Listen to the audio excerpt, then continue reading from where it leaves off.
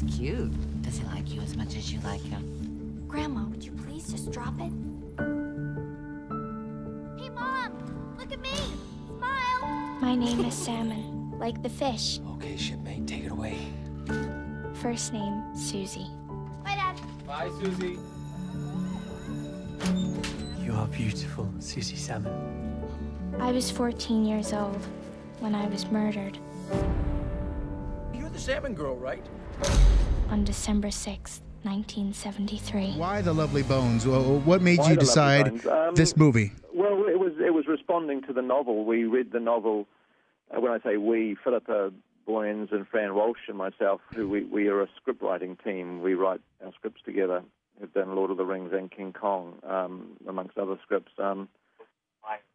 We all read the novel back in 2002, and we really responded to the book and thought it would make we thought it would make for a very challenging film adaptation. And you know, quite honestly, the idea of it being a hard book to adapt was appealing.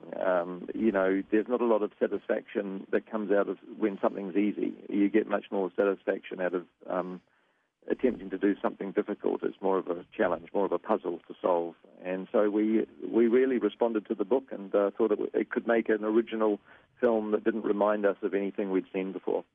Now, with the imagination of course, her being dead and the different levels of her personality kind of coming off after her death, you know, is that part of the writers itself? I mean, is that your minds as to what it should be according to the movie or according to yourselves?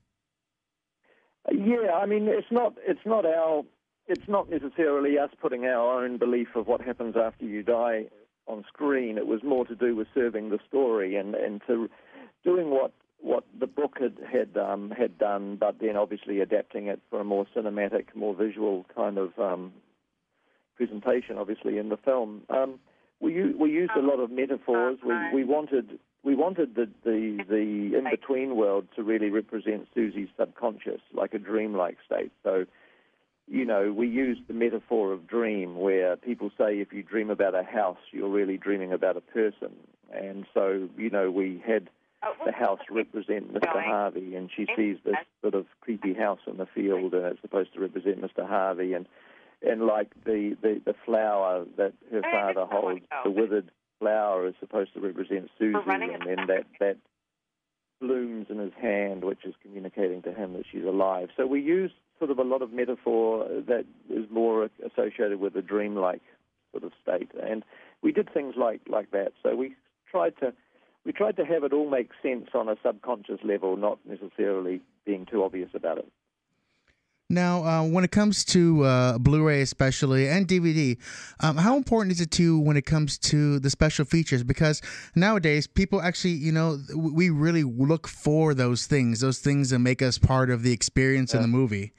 I do too. I mean, I'm no different to anyone else. I am a DVD fan and collector, and I love looking at that stuff as well. So I just, you know, it's something that I enjoy doing. I think on the Lord of the Rings releases, we pioneered a lot of things. I don't think many people had done extended editions before us, and extending the movie with like the way we did, and we did a lot of different documentary forms for the different DVD releases of the Lord of the Rings, and so we were really, you know, having a lot of fun, and I think people responded well to it too.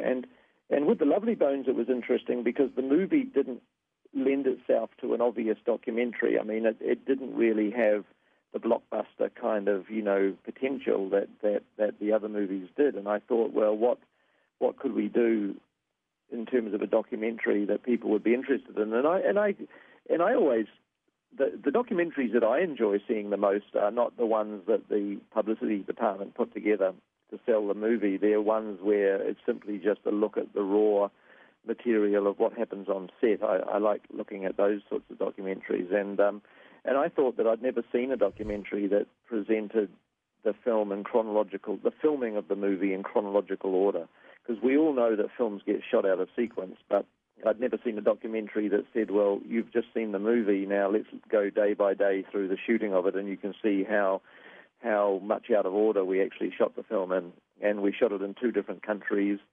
And so I thought it would be interesting to present the documentary in that particular structure, because I'd never seen that done before.